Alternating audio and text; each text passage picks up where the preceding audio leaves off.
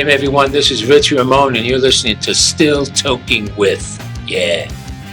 Greetings, my friend. This is the brain of TV's Pinky in the Brain. Yes, and my human avatar, Maurice LaMarche. Hi, it's Chris Poland, and you're listening to Still Toking With. Hey, this is Eric Roland, voice of Kendo Rappa on My Hero Academia, and host of the Tough Love Podcast. You're listening to Still Toking With on the Dorkening Podcast Network. My crew is ready to obtain the absolution, removing any doubt that we were ever fooling. What's happening, everybody? Welcome to another kick-ass episode of Still Toking With. Yeah, I know we're a little bit late starting tonight, but you know, blame the guest. You know, sometimes we are at the mercy of our guests. And our guest tonight is he's an amazing gentleman, first of all, because he showed up. No, I'm just fucking with you. But no, he was actually being fitted for a big budget film that's coming up, but we can't really get into that right now. But anyways, with me as always, and you already heard the voice in my head, so I'm just gonna go with the Flash. Well, hello there, everybody. I'm excited. Our guest today has been a part of two enterprises, pun intended, that I'm very, very fond of. So I've got all kinds of questions about what he's done on very, very iconic television shows and movies. And also, he got started at Universal Studios. And the very first set I ever walked onto as an 8-year-old was at Universal Studios. So I'm really happy to have our guest. And I'm even happier because my friend Jeff Holman is here. Jeff, how are you? What's happening? Happy Wednesday, everybody. And we're into September. Fall is a-coming. I don't want to fall. I'm too old to fall. I might break something. So we don't want to do that. Anyway, I'm excited. I've seen a whole shit ton of movies this dude's been in, and I never even fucking knew it. You know, because I'm dumb as fuck sometimes. But half the time he's in makeup, I think. Or, you know, at least that's what I understand. You know, he's a big dude, too, 6'4". You know, makes me and Ben and probably Mr. Mark look like hobbits.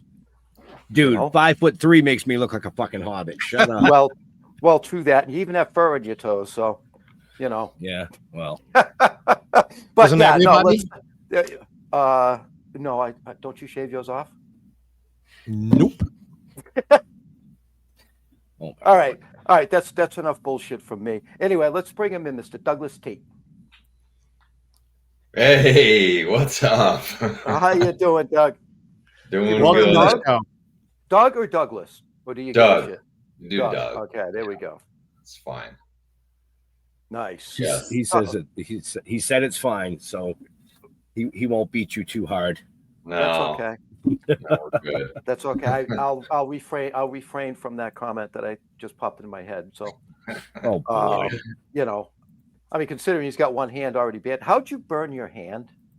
Man, I had a squatter at a house and he just left and he destroyed it. For the last 2 weeks, I've been working all day long in the 100-degree LA heat, fixing it. So I was pressure washing, like I'd worked all day at night, and I was pressure washing, and then it ran out of gas, and I went to start it, and I put my hand on the engine. Ooh. Oh, man, those yeah, engines that'll do it.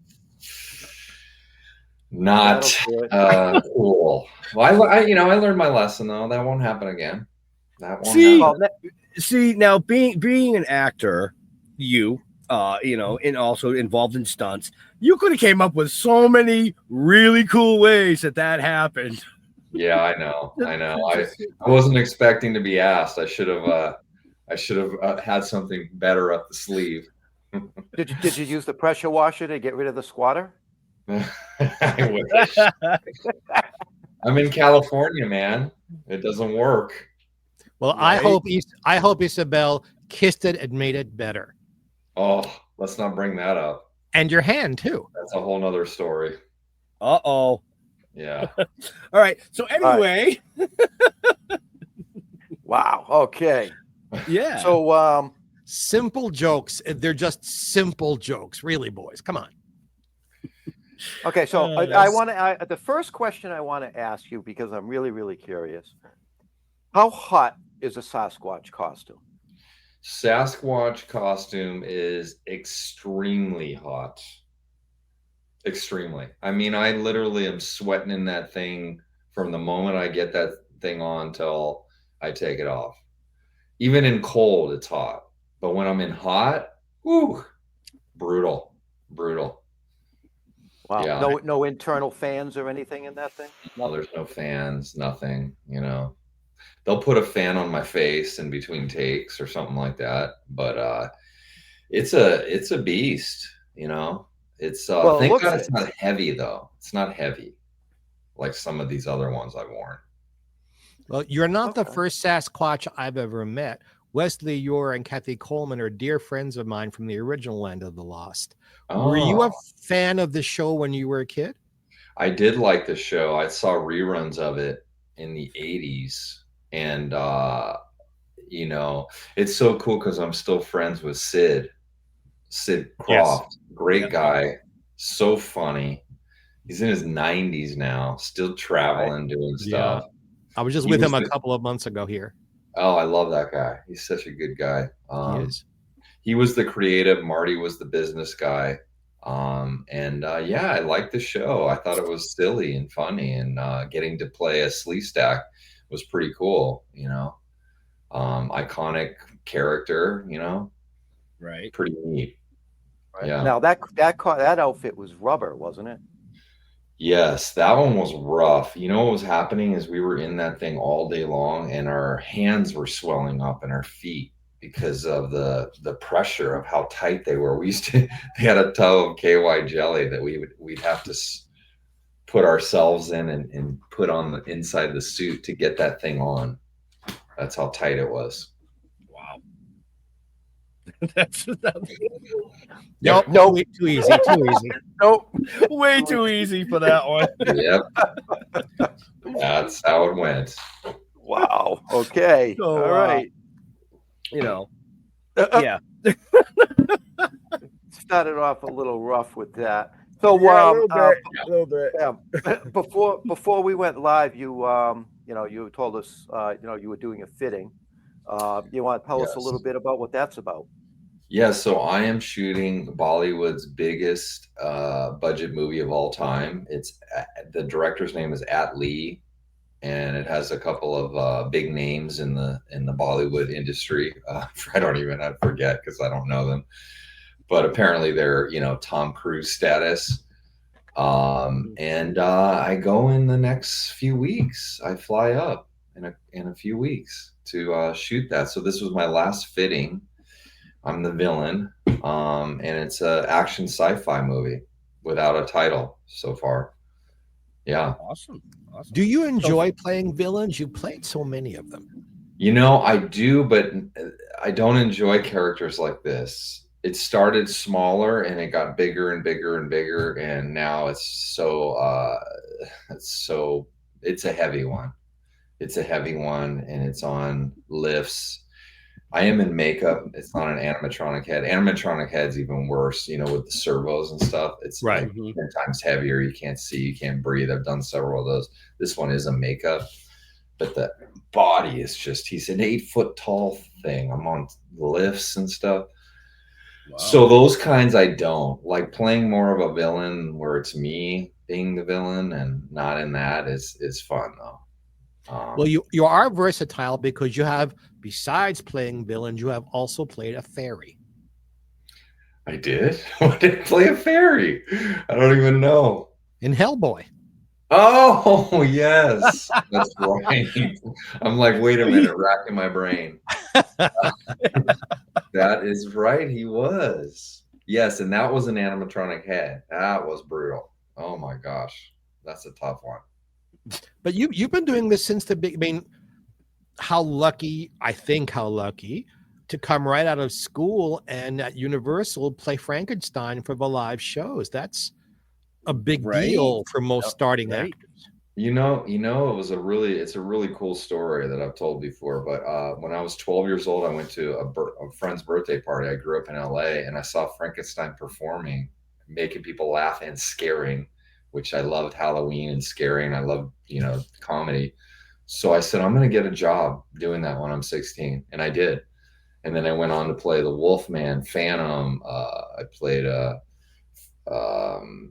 Harry show, Harry and the Hendersons, and here I am, the Sasquatch now, because they're kind of similar, along with other shows. So it was a really good training ground. And then I was doing that while I was pursuing acting after high school. And when I got Freddy versus Jason, that's when I quit. I said, okay, I think this is it. It's time. It's time to move on. Nice. Yeah. Right. Are you one of those people who do this genre? Like, you'd love to play comedy, or you'd love to be in a musical? Do you want to do something polar opposite from this kind of genre? Or yeah, and I have done a lot. It's just the ones that are the big ones, that's the ones people want to talk about. They want to talk about Jason and Michael Myers. They don't want to talk about the indie comedy that I did last year I did one. Well, we want to fucking talk about that. Okay, well, tell us about the indie comedy. Like, so break it down for us. Yeah, so I have two, actually. I have one called Skate to Hell that's going to come out this year. It's a horror comedy. And then I have another one that I shot this year with my buddy Marty Kleba, who's in Pirates, the little person. And that's called Desert Fiends 2. They're both horror comedies, and my character is myself, but being kind of showing some of my comedy skills. So those are ones that I enjoy. I just don't talk much about them or get asked about them because they're not the ones that people want to talk about. They want to talk about I love those B fucking horror comedies. Oh yeah. Yeah, we both do. Total B horror comedy. Yeah. I mean, I just watched Desert Fiends, the first one, like 2 weeks ago. Oh, you did? Okay. Yeah. Oh, so you know about it. Okay. Oh yeah. Absolutely. Okay. I'm in 2. So. Right. So I'll keep an eye out for 2. So it was just some of those B movies are so stupid. They're awesome. Oh yeah. Yeah. It's true. It's true. They're so over the top silly, and my character is so ridiculous. But it's funny. And the guy wrote it around me because he saw me do comedy and said, "Hey, Doug, I didn't think you could do comedy, but you are great, and I want to write this role for you." So I said, "I like that. That's okay. That's what I'm working towards, more of that, I'll still do the big monster, but I want to do."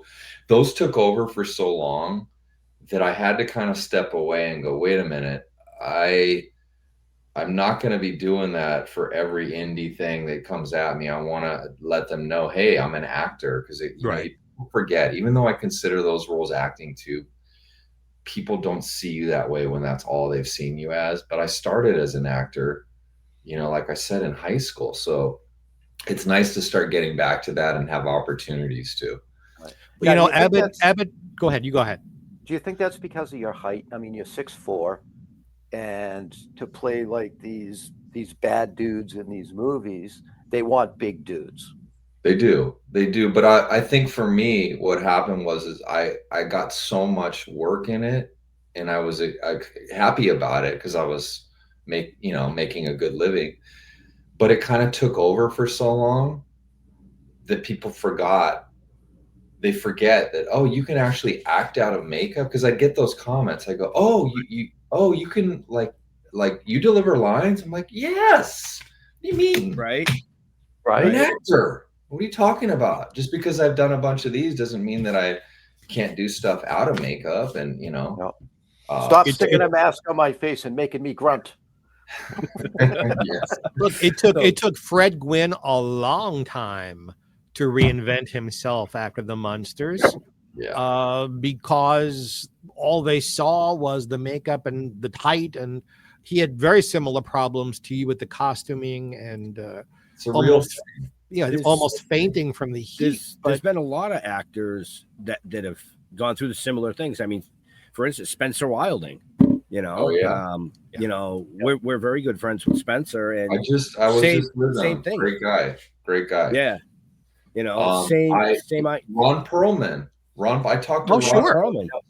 Yeah, Ron said, this is something great. He told me one time, he said, yeah, after Hellboy, they didn't want to give me roles out of makeup. And I literally, when that thing blew up, I had my agent go and get me on stuff specifically that I wanted to do outside of makeup. And he got Sons of Anarchy pushed. I was just going to say, he didn't really blew up for being an actor when Sons of Anarchy came out, Oh, you know. Yeah. And I mean, it's a great show, but I would kind of wish they had put him in makeup in that one.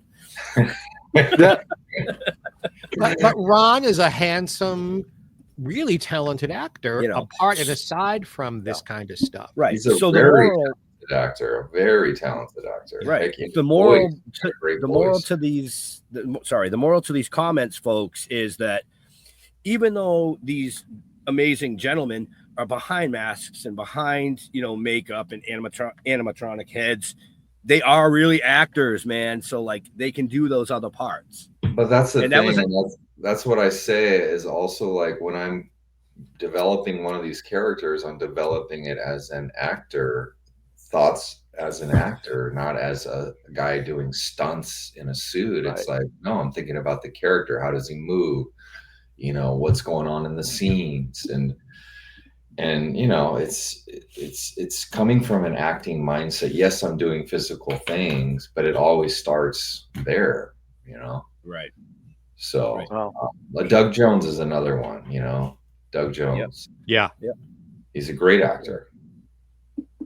So now what about the possibilities, and I don't even know if they exist, of doing dual characters in some of these movies, so that you have a regular character that you play, but you also do the villain or the creature.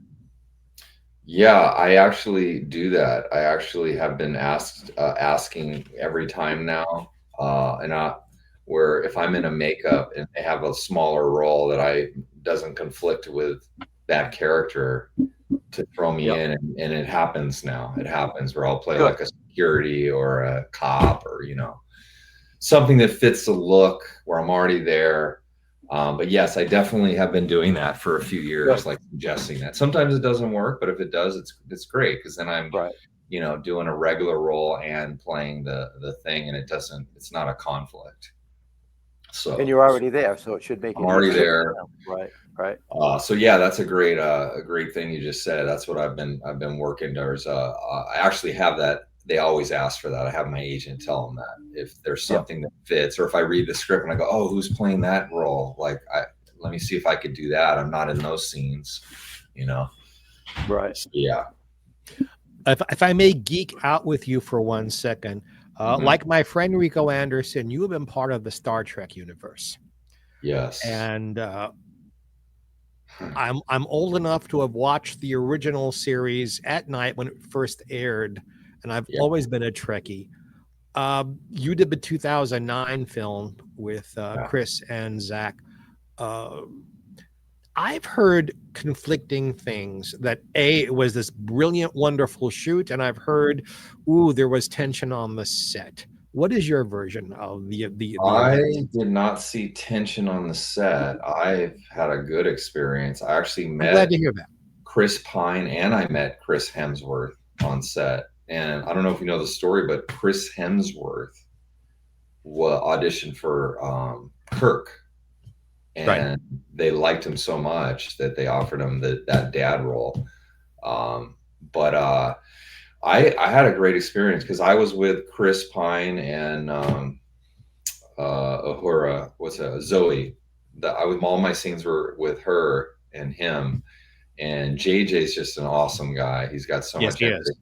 And JJ's dad was sitting next to me in the scene, so I was talking to JJ Abrams' dad all day, who was a super nice guy. So it was really cool. And what was great is my buddy Barney Berman, he did my makeup, and he won the Academy Award for special effects in that, and he used my characters like a lot of the promotion. So it was kind of a neat experience to be a part of that.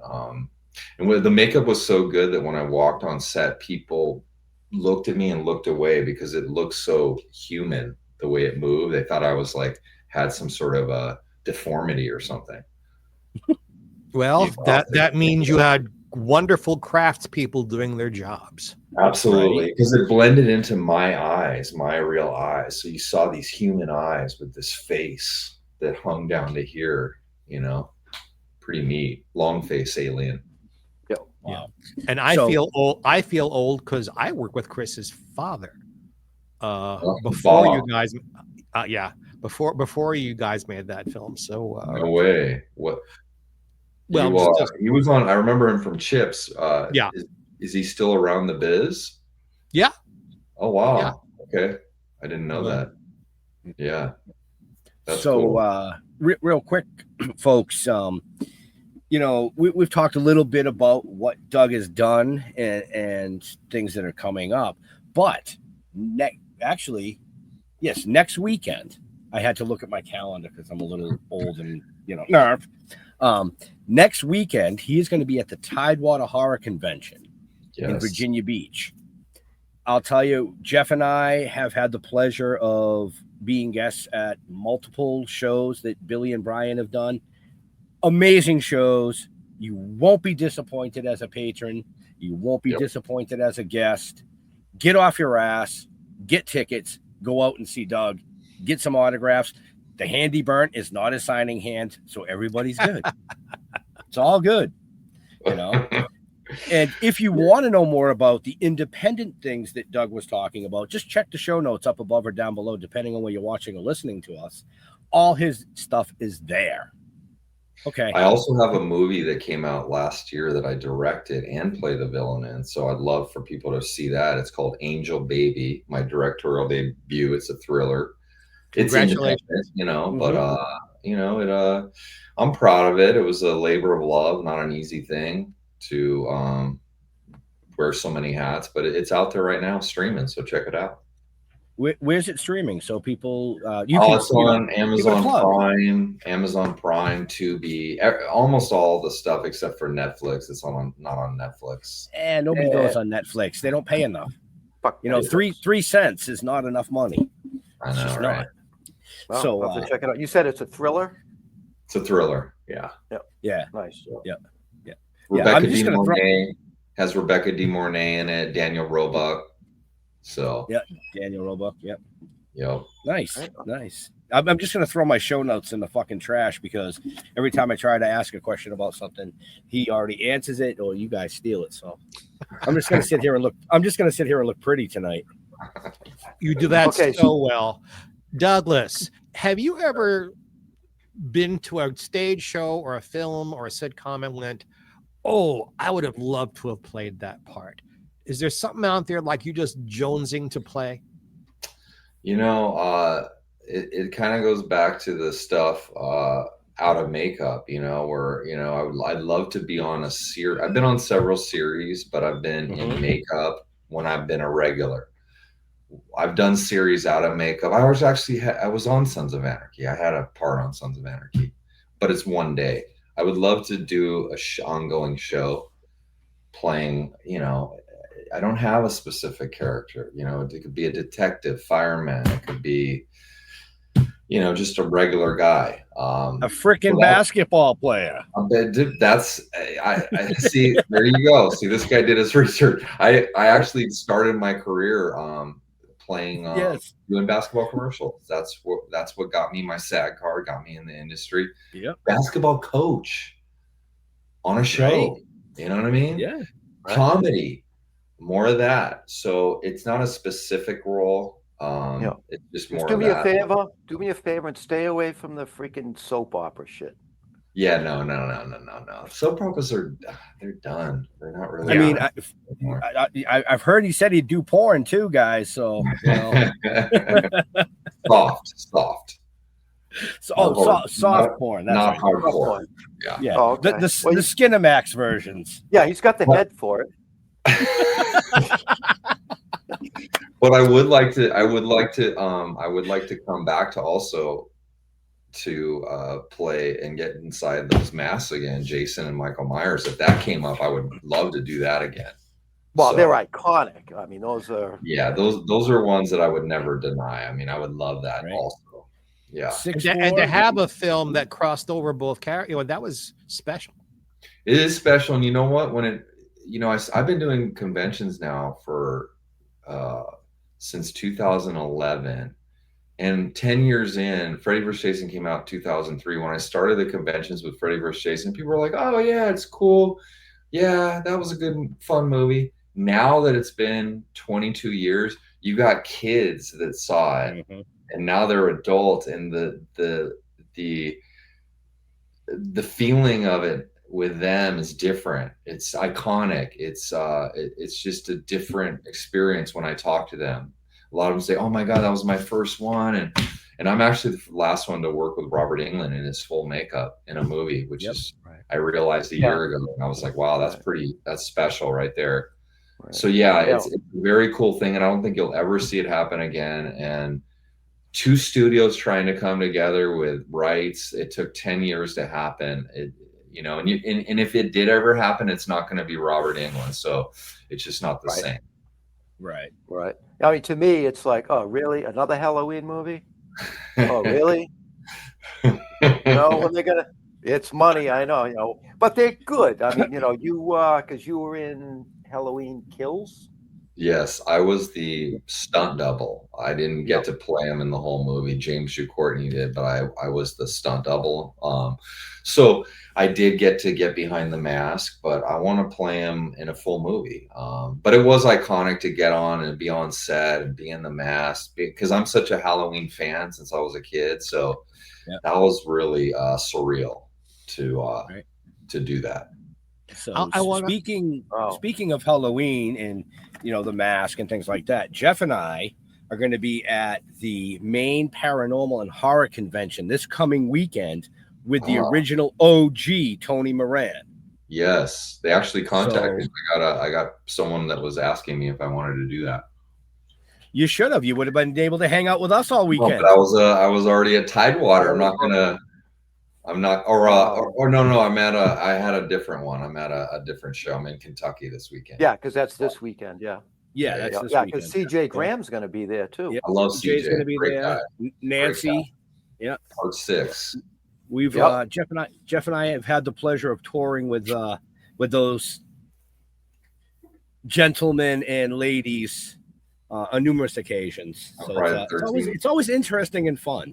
Yeah, they're good. It's really cool to be a part of that. To be a part of that crowd. I like all the Jasons. I'm friends with all the Friday the 13th people.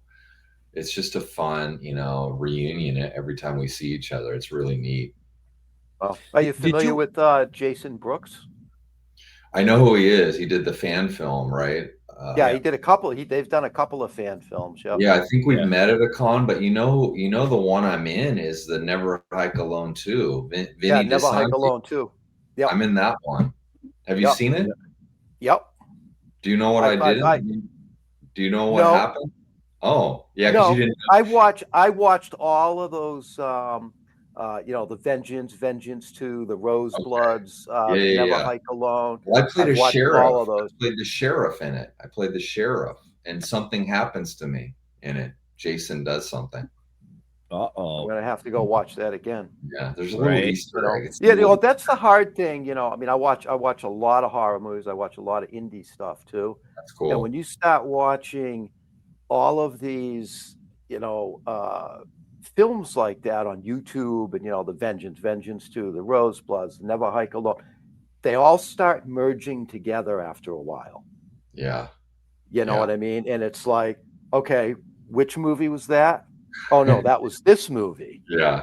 No, that just is happening to you because you're old. But you gotta take the pills for that, bro. You know what's so cool? You know what's so cool is they're filling a void because they've been in this legal battle for so long that the fans were giving people a movie, which I think is great. And a lot of these guys, like Vinny, is a real filmmaker, so it wasn't the fan films of 20 years ago that you would see. They're actually done pretty well, because technology, and you can grab a camera and you could edit for, pretty reasonable now. So There are several Star Trek fan films out there no. I've seen, and they're not bad. Yeah, they're not bad right, at all. Right. That's hard to do Star Trek, though. That's even harder Yeah. because sci-fi, what you got to do with everything, Yeah. Takes Vic did a great job. I was just gonna say, who did a great job was I was Vic with Vic Mignogna. here. Yeah, he told me about his. Yeah, he did a good job. Vic did a great job with his, the voice actor Vic, right? Yeah. That was Star Trek Continues. Yes. Yep. Yeah, he did an amazing job with that. I agree. But we're not here to talk about Vic, even though we love you, Vic. Haven't talked to him in a few months, but I'm a fan. We're here to talk about Doug. Doug, so a dumb question. We've already admitted that the three of us are not spectacularly tall. And I was told when I was young and handsome that had I been taller, I would not have played character parts. I would have played leads. So the opposite side of the spectrum, I'm sure every time you hear the word height, you want to strangle the person who brings the word up. But do you feel maybe that your very large physical presence could be a detriment a little bit as an actor? I mean, it definitely, I think that I haven't had opportunities for a lot of roles that because of height, because a lot of it has to also do with who I'm going to be going up against. Now, if I was going up against a 5'10" actress, then my height would be of value because it would make her look normal. But if it's a 5'2" actors and the other leads are 5'6", 5'7", unless it's a physically imposing character or something that goes with it, I feel it 100% does limit, right. And then if you get to a certain point, it doesn't matter, like Tim Robbins and stuff, but I've never gotten to that point, like Jeff Goldblum is 6'4", Rock Hudson, thin, but they're at another level, so they'll work around them, but they're not going to want to apple box people just because of me for a big show or whatever.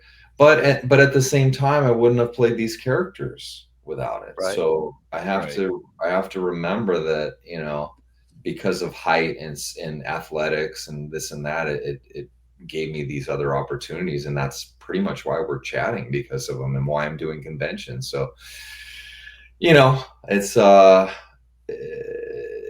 bad in some ways and great in others. Well, you need to direct and star in a reboot of The White Shadow. There you go. Yeah. For those of you who don't remember, The White Shadow was a TV series about a very tall basketball coach at a high school where he was pretty much the only white person there, and the rest of his students were all of color and ethnicities other than white. It was a good show. It starred a wonderful actor, and boy, could I see you doing that. I would be open to that. I think I'm ready to. I need to get that coach role because I know I can play that. We're back to the porn now, but anyway. Where's my whistle? Yeah, you got to have something to blow. So listen. Oh, Jesus. Oh, come on, boys. 36 minutes. Well, at least it was 36 minutes into the show before somebody slammed us into the bridge. It's all good. It's okay. It's okay. So, I mean, I picture your ultimate roles being, like you said, the detective, the cop. You know what I mean? Or like, in a psycho thriller, somebody that just a revenge style kind of a movie. Yeah, I can see that in you. Yeah, or a physically imposing detective who solves murder mysteries.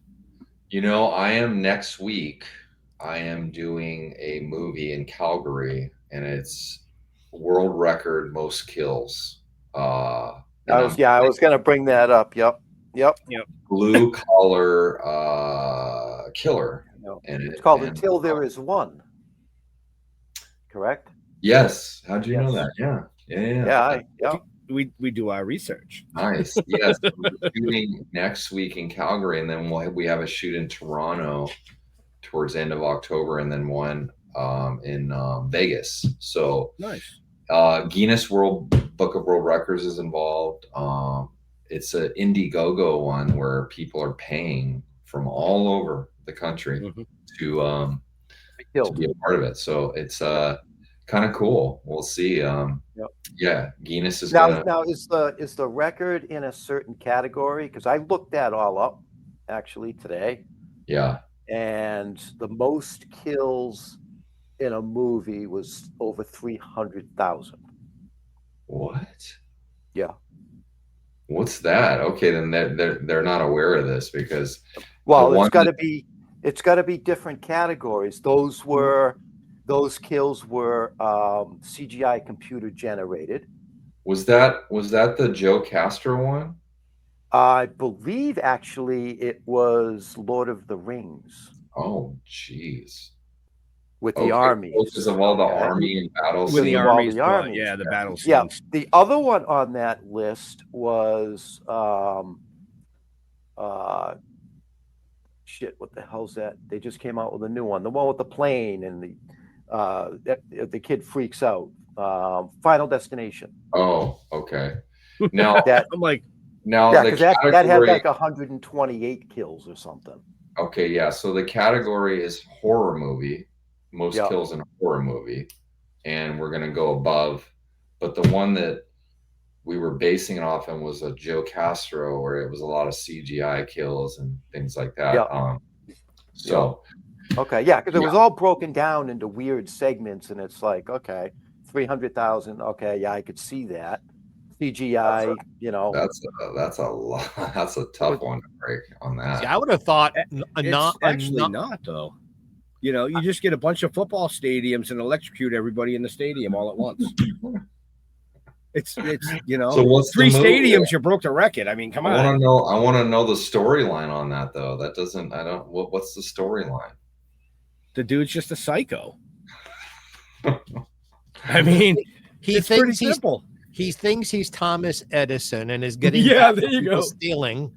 Yeah. Okay. Yeah. All right. There you go. That's it. Yeah. But I would have thought a non-horror, the biggest kill would have been the movie Hiroshima. Because boom. Yeah. What do I know? But it's gotta be like on screen kind of a thing. It can't be only referred to, right? It can't be hypothetical. Screen kills. Screen kills. Yeah. So I was curious. That being said, a lot of people are signing up for it, so it's kind of that's awesome. That's cool. Yeah, that's awesome. Now, where's that going to be filmed? So that's Calgary next week, and then we're doing a Toronto shoot, and we're doing a Las Vegas shoot. Yeah. We just talked about that, Mr. Holman. Well, I knew the Calgary. Focus. So you guys will know better about this than I. My favorite horror kill happened in a movie that came out in 85 or 86. And there's a man walking at night outdoors, and one of these killer people takes it looks like a firecracker, but it's like an incendiary device, shoves it in his face, and his head burns from the inside out. It explodes. Whoa. That was my favorite personal kill. That sounds like an amazing effects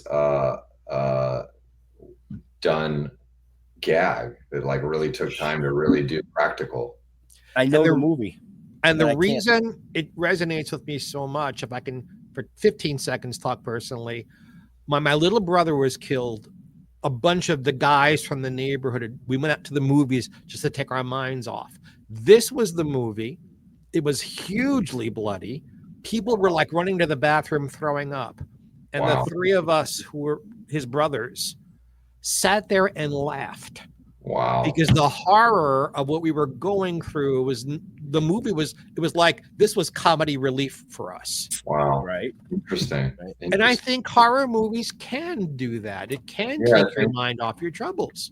I think it touches something that, entertains in a way that, you know, is therapeutic. I mean, I love haunted houses too. I don't really get scared, but you know, getting scared is something that I like to have happen because it's safe. That's why they're so popular. Right.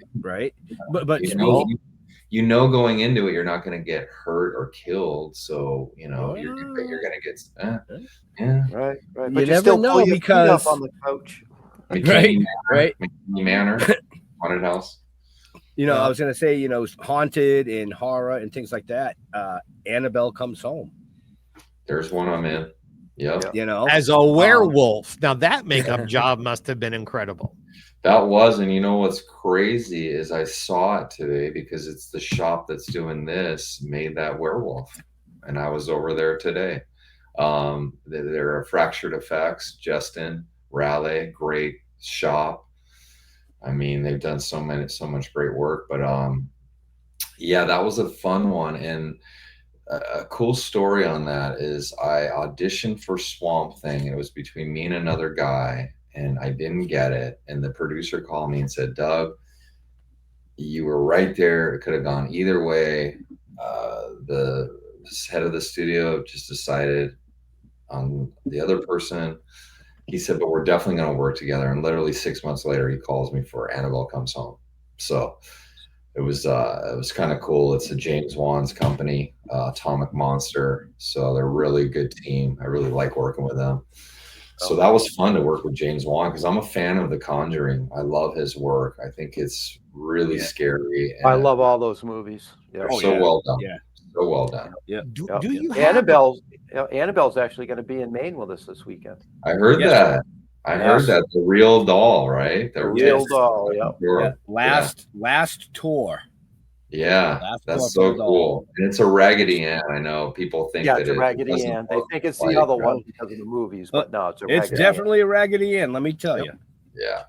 Do you have all of these makeup jobs and prosthetics and wonderful costumes you've worn for your age? You've had a very long career already. Do you have like one favorite and one you just absolutely hated going through the makeup and all the stuff you had to go through? My favorite, I'd have to say, is Sasquatch. It's an ongoing character, the Jack Link Sasquatch in the beef jerky commercials. I've done it for like 11, 12 years now. It's just, I don't think. I just step into it and I play and funny things come out. They used to do post sound where they added the grunts in editing, and now they just use my sound. They don't change it.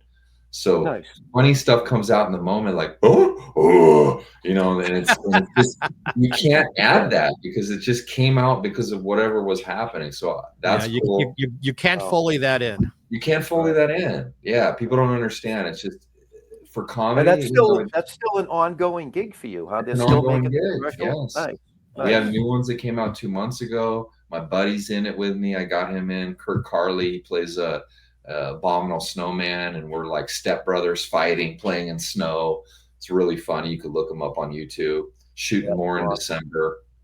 The worst was Knights of Badassdom. Have you seen Knights of Badassdom with Peter Dinklage? Peter Dinklage got Lord of the Rings or Game of Thrones on the set of that movie. He got a call that he got that role. Another fine actor. Yeah. This character called Abominog weighed 135 pounds. Arms were like 40 pounds each. He was on lifts with a pointed toe. It was uneven ground. I was fighting. I'd get knocked off balance. I mean, it was horrible. I couldn't see well. I couldn't breathe well. The head weighed 75 pounds. And do you have to train for this? Literally go to a gym?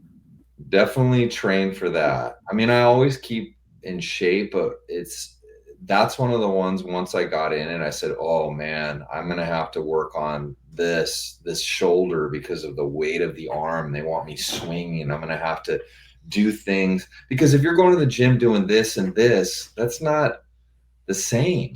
I mean, you're in this heavy thing. That only fixes one arm. I see you need both arms. Well, you already burnt one out. I know. So you have to train for the character, which is sometimes hard to do. Like sometimes you don't have time. So what I did on that is I got in on several fittings and I said, oh man, this is going to be brutal. I'm going to have to be swinging. So I took like heavy bars and I was, swinging them and things like that, and training more for functional training for the character rather than I'm going to, buff my arms up and buff my chest up. That makes sense. Yeah, that makes perfect sense. We've talked about all different roles and things like that, but you've done a lot of your stunts as well, correct? I have done a lot, yeah. And some of it has not been stuff I've wanted to do, but it was kind of required for the character. Right. So that was going to be going to bring me to my question, which is, what's one of the craziest stunts you've had to perform? Well, there's been a few. One of them was on the show Legacies, where the character's fighting, and it's like a Star Wars, like Darth Vader type character. And I'm on the flight of like stairs that go like 25 feet in the air. And there's the girl has power on the show. So she does her power. And then it makes me fly out back on a wire. And then once I fly back on a wire, then she drops me with her power. So it's 2 wires, one to fly back 35 feet in the air, and then another one to slam on the ground. Well, for whatever reason, it's on an air compressor cylinder. Like, this isn't hand stuff. They dialed it in too much, and I freaking went boom, and I slammed so hard that my head jerked. It knocked me out. I got sent to the ER. I mean, it was fucking scary. It was scary. Wow. My neck, my back hurt so bad. And I didn't even know I had to do that when I got the role, because I had played several characters on the show and they offered it to me. And I was like, heck yeah. And then I had to train sword. I didn't know sword, so I was training sword. They're like, oh, by the way, you got to do this ratchet. And I'm going, what? No. So I don't like doing those things. I don't enjoy that kind of a thing. That's why when people say, oh, you're a stuntman, I'm like, well, I've done stunts, but I'm not a trained stuntman like a lot of guys I know that are amazing. That, that's something though that you can't really train for, because you're basically riding a wire. There's nothing you could do. That incident happened apart from me. But there's stuff like high falls and skilled things, fire burns and things that I just never cared to do, nor did I train, or I wouldn't accept. So yeah, Jim Garner spent the last 20 years of his life in pain because he did his own stunts. I know. I mean, you said Kane Hodder, right? Who'd you say? Jim Garner. Oh, James Garner, yeah. Well, Kane Hodder, I thought Kane Hodder too, yeah. Kane Hodder, he set up a burn when he was young, a fire burn. He said, oh yeah, I could do a fire burn. And he used like gasoline and stuff and didn't do it right. And he burnt his whole body. It's one of the most traumatic things that he still talks about to this day. Mm-hmm. Going all the way back to the Wizard of Oz, Margaret Hamilton almost burned to death playing the Wicked Witch. Oh, that's because right. The fire got to be too much as she was brought down, and she was in the hospital they had to shut her parts down for months till she healed enough to shoot again. But she did it. She put the green makeup back on and showed up and did it. But my head caught on fire on Hellboy. My head caught on fire.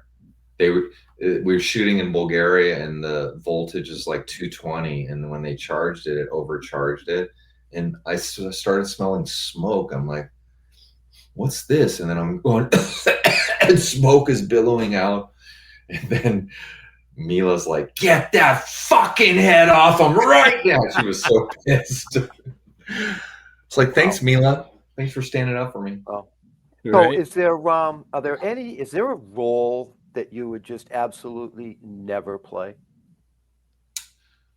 I wouldn't like to play a child, Predator.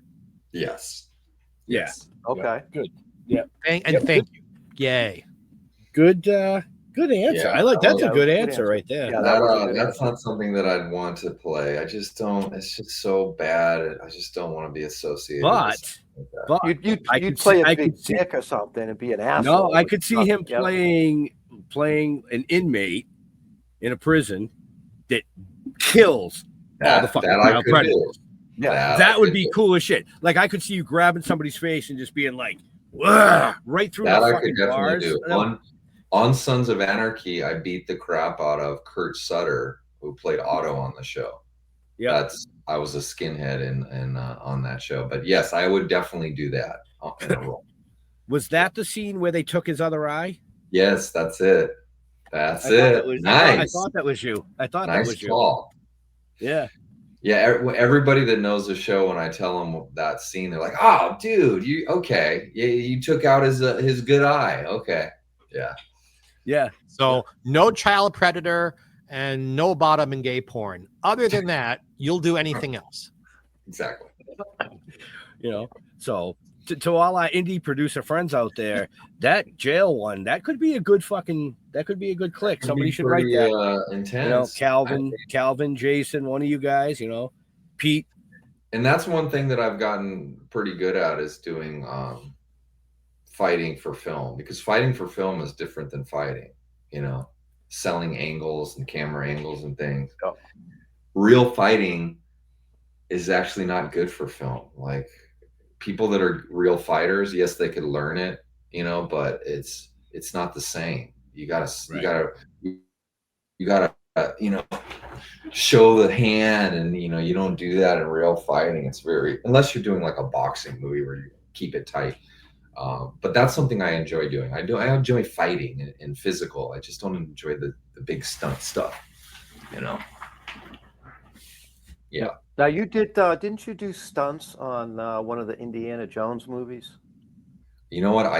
I trained for it, and I was actually gonna double that. Okay, that was another one that I got, and I was like, "Oh, what's up, Robert?" I got that one, and I wanted it because I was like, "Oh my God, it's Indiana Jones," but it was so intense what I was gonna do that I was like, "What am I doing?" I mean, it was like me fighting Indiana Jones, because I was gonna double the Russian guy, stunt double him, because I was the perfect fit for him. And we were on wires, and we'd go 30 feet onto a platform. We'd fight. We'd fall off that. And I remember doing one of the rehearsals, and I was so beat up. I said, "I can't do this. I just can't do this." And they ended up changing shoot dates, and I wasn't available. So I'm still on my name's on the list, but Right. never actually worked on the movie. So you pussied out, basically. I mean, I wasn't available, but thank God I would. I actually would have done it. I was gonna do it, but I was dreading it. It was like one of those things where I go, "Oh, I don't want to do this."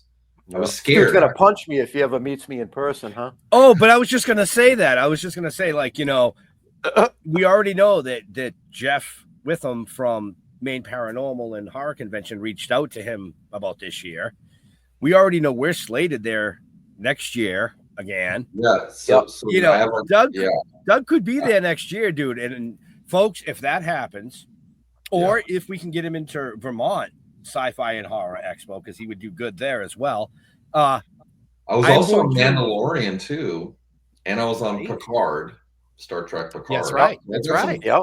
You were on Picard. Yep. Sci-fi stuff. Yeah. So that fits right into that. The other place we need to get.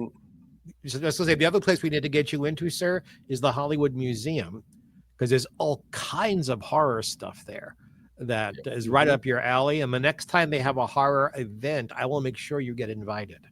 Oh yeah, I didn't even know they had horror events there. You're talking about they had Hannibal Lecter's entire jail cell in their basement. I know that. I've seen it. Yeah. No, they had a couple of horror things, and the next time they do one, I'll make sure. Oh, cool. Are you a part of that, or? Yes. Oh, yeah, nice. I'm part of the Hollywood Museum family. Oh, that's great. Okay, cool. Very cool. So I interrupted you, Ben. I'm sorry. That's okay. I was waiting till you were done geeking out. Trying to show everybody how big your stick is. So, You know, I wanted to ask you, besides Tidewater, You're so lucky we're running out of time. I have a what other Yes. what other events you got coming up? Okay, so I have a lot. I am going to an event this weekend in Owensboro, Kentucky, Ghostly Productions, the Halloween store. Possibly doing Gathering of the Ghouls in Mesa, but we're trying to work it out with me leaving for India if it's going to work. I had to cancel Brazil today. They were not happy in October because of India and also Puerto Rico. So I'm doing Scarefest as the next one, October 17th through 19th, after Tidewater, after India. Then I'm doing Frightmare in the Falls in Niagara. That's October 25th, 26th. Cajun Con in Louisiana, December 6th and 7th. And then I do this Awaken Christmas haunt, this amazing haunt called Awaken in Michigan. And that is December 12th or 13th. So that's what's left for the year. So, folks, again, get off your ass if you're in those areas. If you're not, you got time to get there. Just saying. Just saying. That's right. Well, meeting these amazing actors, actresses, and icons in person is just like there's nothing like it, man. Absolutely. Like it. But what I was going to say before Mr. Holman cut me off and then Mr. Mark continued was that if or when we see Doug at an event in the upcoming year, I am going to live broadcast Mr. Holman's ass whooping. Yeah. Damn. Ready? Good luck with that. I'll bring Baloo. It'll be super easy because it's super easy because we live broadcast from the events and we get a lot of the guests on. We do like a 5 or 10 minute chat and we'll just get Doug on. Jeff won't know anything about it. I'll put him right between us. And then before you know it. Yeah, that's great. Hey, I wanted to mention another thing that we haven't brought up that's very huge with the younger crowd.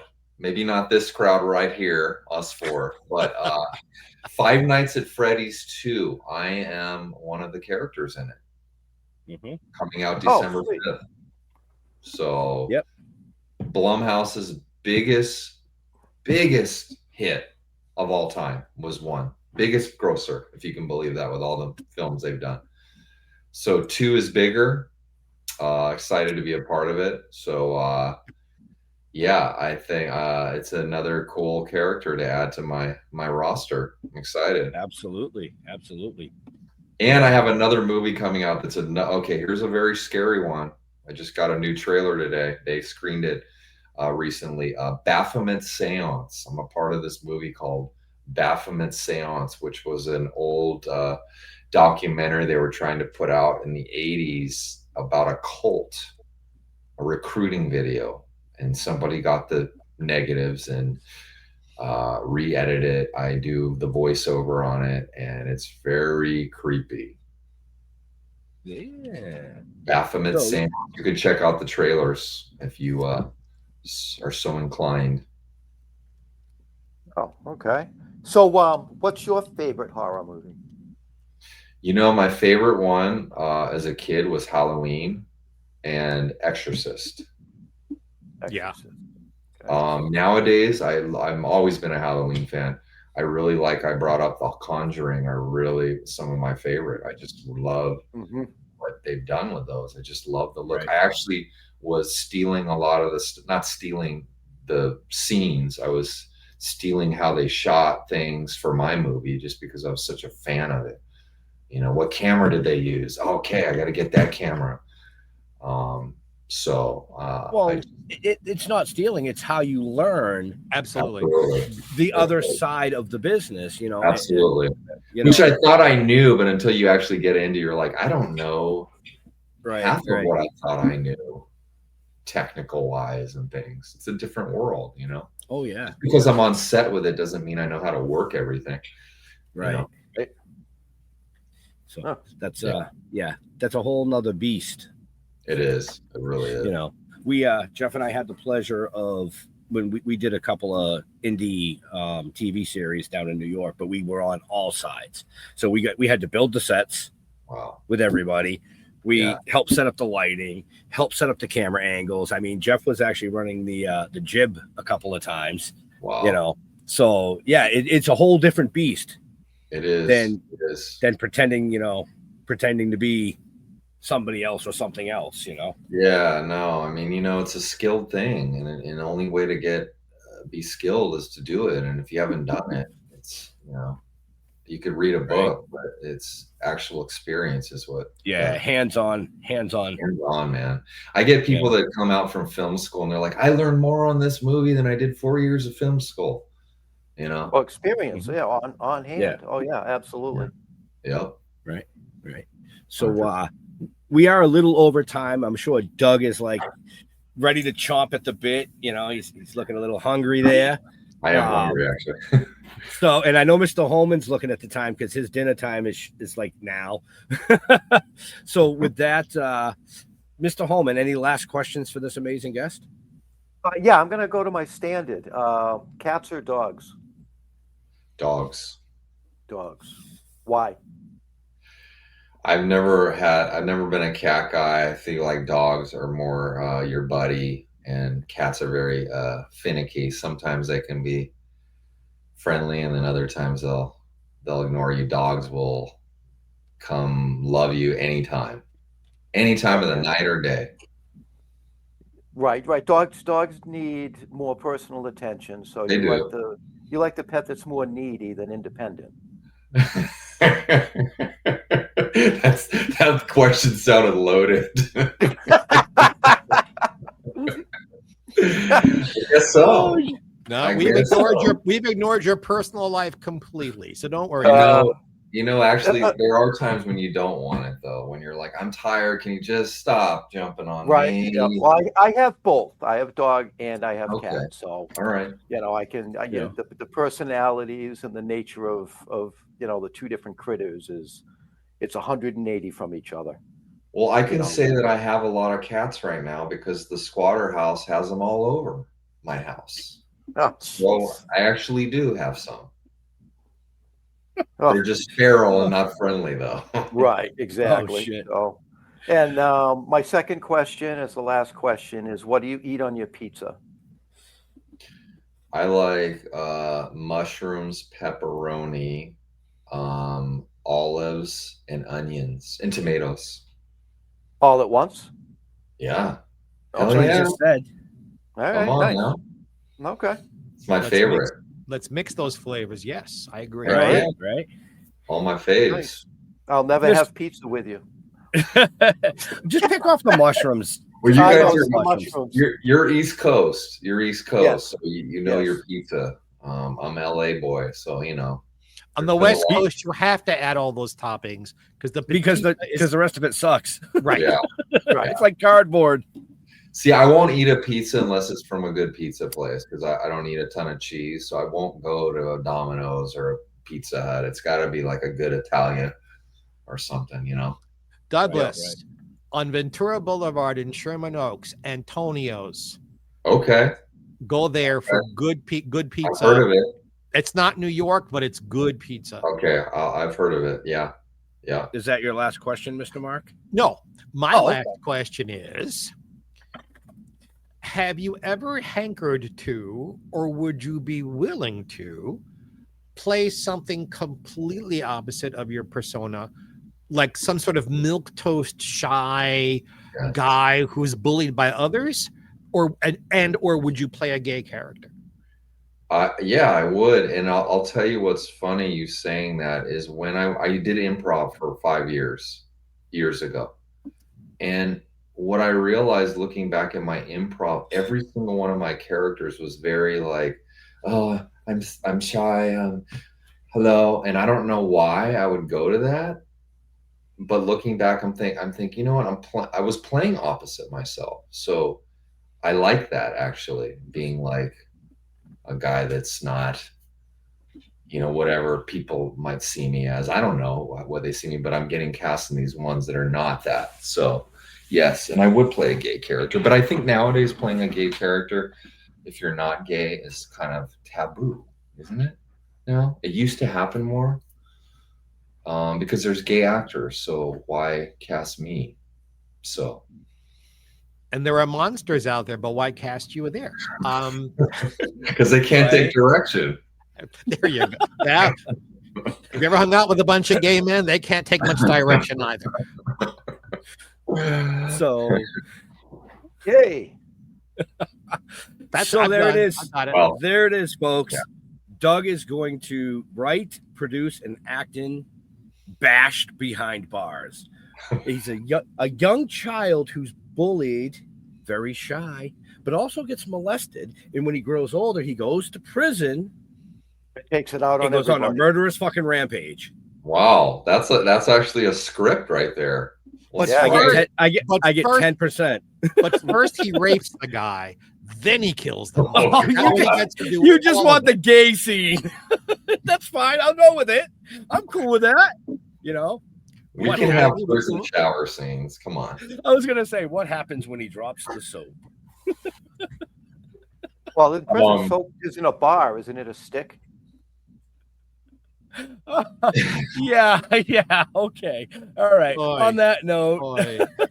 I have That a note. funny. I actually have a funny prison shower scene. You know, on My Name Is Earl. Yes. They Yeah. They were like, okay, who wants to do this scene? And I said I'd do it, and it was a shower scene. And then they got me in there. They're like, oh, you're too tall. You're coming over the part where we're going to cover you, so we got to go with someone shorter. Oh, I thought that was oh fun. shit, that's great. But folks, in all seriousness, make sure you check him out. I think you said Kentucky this weekend. Yeah, Owensboro, Kentucky. I'll be there at Ghostly Productions Halloween store. It's their big kickoff. They have a big event there. So yeah, I'm there. And then Tidewater is one of the reasons why we're here. So That's right. Tidewater That's right. HorrorCon, Virginia Beach next weekend. Yep, great event. Yeah, looks Great like Robert promoters. Bess is going to be there from the comments. Yeah, he Yes. said see you guys at THC. So Robert, unfortunately, we are going to be in Monroeville, Pennsylvania that weekend doing the Steel City Cannabis Convention. Okay. So Yeah. we won't be in Tidewater this year, but maybe next year, or maybe Maryland. I don't know. We'll see. We're still going to talk to Billy, but with that, Doug, Yes. where do you like to interact with your fans on social medias? I do lives on TikTok. Robert knows. He's joined my lives. Instagram mainly, and TikTok, I'd say. I do Facebook fan page, but those are my main ones. Excellent, folks. And you can find that in the show notes up above or down below, depending on where you're watching or listening to us. Mr. Jeffrey Mark. Yeah, sir. You know the question. You can see how my name is spelled right beneath me there. You'll find me on Facebook under that name. You can find me on Instagram, Jeffrey Mark Showbiz. You can find me at LinkedIn, The Jeffrey Mark, I think. Then we have a sister show to this one. Jeffrey Mark Plays Ella. Seen many on the same stations and platforms you're watching now, which our friend Ben produces and our friend Jeff sprinkles with love for us. Or Turn On Your Electric Toothbrush. I'll be someplace. September 14th, I'll be making a peanut butter sandwich because I'm not booked at any cons, so I've got nothing to promote. Don't you have a book coming out or something? Are you writing another book yet? I have 2 books coming out. The Complete Lucy, Superstar's Career, and my memoirs, which is The Devil Was Born in Brooklyn. You can see those next year at the end of the year for Christmas. And we're also working on Jeffrey Mark Plays Merman, a 5-episode arc saluting Ethel Merman. Again, carried on many of the same platforms and stations and channels where you're watching this. Excellent. Nice. Mr. Holman. Yes, as always, go to stilltoken.com or Token with the Dead on Facebook. But I want to say our YouTube channel is growing. I want it to keep on growing, so make sure you go and like our YouTube channel. I don't even know what the fuck is that. Still Token Productions. Yep. Right? Still Token Productions. Or Still Toking with. Or Still Toking with, which is, yeah. So just Google that, and you'll find us there. And yeah, don't look me up. You can find me on Toking with the Dead or here every Wednesday. So yeah, we want to thank Doug for taking time out of his busy schedule to hang out, chat a little bit about his awesome career, all the awesome things that he's done. Definitely get off your couch, head out to one of the events he's going to be at. If you didn't catch them all, it's in the show notes. Just click on the show notes. It's all there for you folks.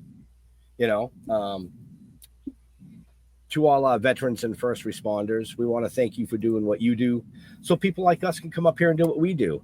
Stay safe. We'll see you next week. We're out. Have a happy.